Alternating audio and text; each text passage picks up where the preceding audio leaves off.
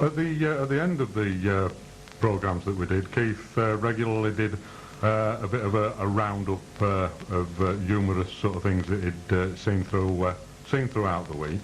And I've just got to play you now, as we're coming up to the end of the programme, just a snatch of one which was the 24th of November 96, last year, just after the debate that we'd had with Eric Sunderland, David Ward and David Hyatt, and that was about the Constitution. So I'll just play a little snippet here of Keith rounding off that programme.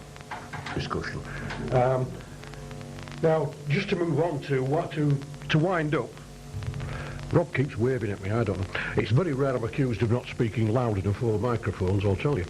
There's been quite a few exciting events this week. I thought the highlight of the week for the Eurosceptics was the fire in the tunnel.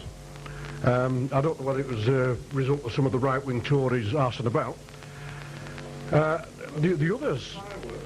yes, the other surprising news this week for a lot of people was the South Yorkshire Police were advertising for gay people to join the police force. Now, I'm sure that this will be a great comfort to all those people out there who, when they're getting the truncheon across the napper, know that it's not from purely sexist motives. The Tories also this week blamed Labour for the snowfall, but it disappeared within hours due to all the hot air that came from Smith Square. And talking about air, we found that the reason why Bill Clinton won the election in America is that he changed his hairstyle and thus appealed to all the millions of women voters in America.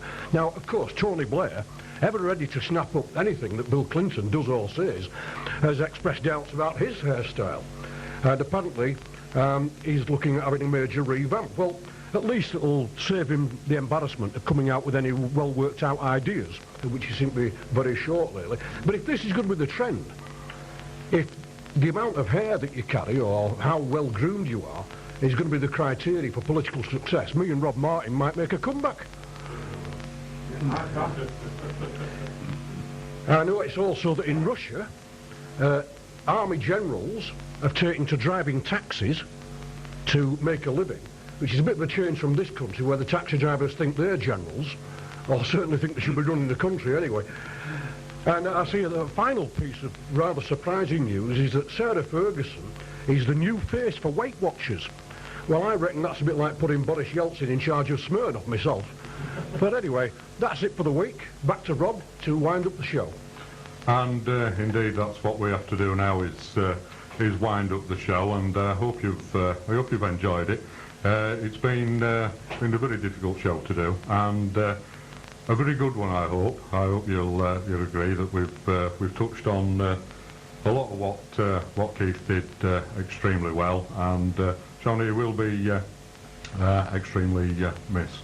So just a comment, I think, from Brian and Vince before we go into one of Keith's favourites, who's Jerry Mulligan, and he's got to be playing As Catch Can. So we'll finish off with that. But first, Brian. Yeah, well, I'd like to say to every real ale drinker in Yorkshire, when you raise your pint tonight to your lips, say thank God for Keith Nary, because he mounted the most vicious campaign to stop the removal of the amp pump from all the pubs in Bradford. And when the people, Jacobs were pulling the pumps out, he said, you're nothing but vandals. He said, but they'll be back. And they were back. And he proved to the public of this town that the big breweries could not dictate to the working class and the drinking class. And they were a founder member of Cameron in this town, and it was this campaign that led to all the amp pumps being replaced back in the pubs.